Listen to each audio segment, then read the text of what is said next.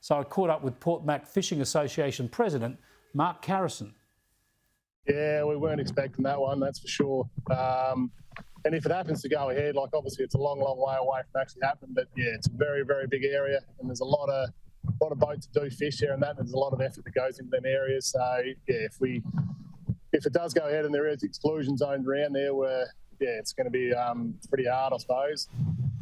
Let's talk about the habitat first. You're talking about 77 wind turbines fixed onto the ocean floor, cables joining them, 2 substations also at sea, again cables taking electricity to the shore.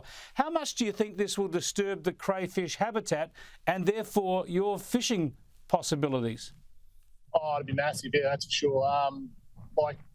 I personally have worked on wind farms that before, and I know there's a lot of digging and that goes on to bury these cables, and that's what they've said they're going to do. They're going to bury them direct in the sand, which a few of us were at the meeting and that with them sort of laughed at, because there's no sand out there. Like, it's all rocky bottom, it's all reefs. Like some spots, there's reefs that are 20, 30, 40 metres high. So their other alternative is to, I think, mechanically protect the cable as well, which obviously it's going to disturb the bottom in that. Like, there's going to be drilling and I suppose cutting the bottom in that, which obviously if you're a crayfish and that, and then all of a sudden you can hear a lot of cutting and banging and whatnot going on around you, you're going to be pretty scared and not want to come out and crawl into the cray pots, I suppose.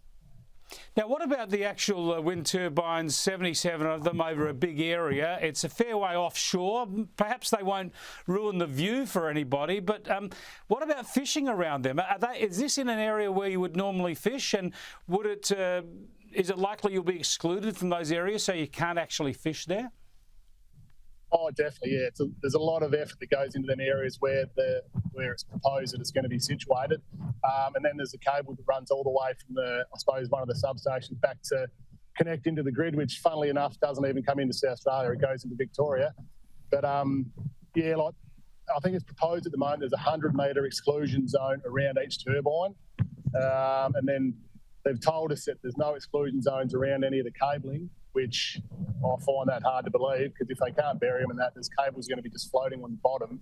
So if we happen to hook up to one of them with our pots and that, it's going to cause a bit of disturbance to their cabling, I suppose, their HV cabling. So yeah, like I said, it's still a long way off actually going ahead, but yeah, we're very, very, very concerned about what's going to happen, because I can't remember off the top of my head how big of an area actually there is.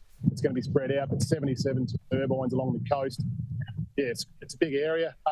Like you said, we're not going to probably be able to see them from the shore, because I think the first one's about 8 kilometres offshore and that, and funnily enough, it's in Commonwealth waters or federal waters, so the state government, I don't think, actually gives a say in whether or not it needs approval from the state government. It's just in Commonwealth waters. That's why they've gone out so far.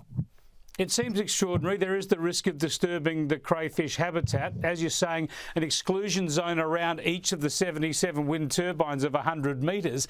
But what about safety? Yep. If you are trying to fish in between those exclusion zones where the wind turbines are you worried that could be dangerous for the fishing boats, because it's not exactly the safest profession as it is? That's for sure. Like, you have heard in the past and that of the blades and that falling off and parts falling off the turbine. So, if it's only a 100-metre exclusion zone, if something comes flying off, because they do a ridiculous speed, the turbines and that, like 180 kilometres an hour at the end of the tips and that. If one of them happens to come flying off and lands on a boat or something, it's obviously going to be very bad. So. Bottom line, Mark, obviously you've worked in the wind energy sector. You've got no problem with wind turbines, but you think this is just the wrong plan in the wrong place? Oh, for sure. It seems like they've just looked at a map of Australia and they've just gone, yep, we'll try that one, because there's no other proposed wind farm there yet. So I don't even think they've done any surveying of how strong the winds in that are and the bottom that they're going to be trying to bury their cables in and all that sort of stuff, because it's really rough terrain, I suppose. Like, we probably 2 or 3 weeks ago, we had a 7 to 8 metre sea here, and there was that much carnage in that of all the fishing gear.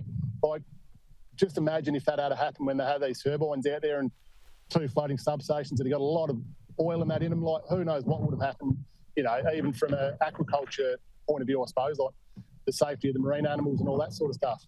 Yeah, Mark, thanks so much for joining us. No worries. Thanks for your time.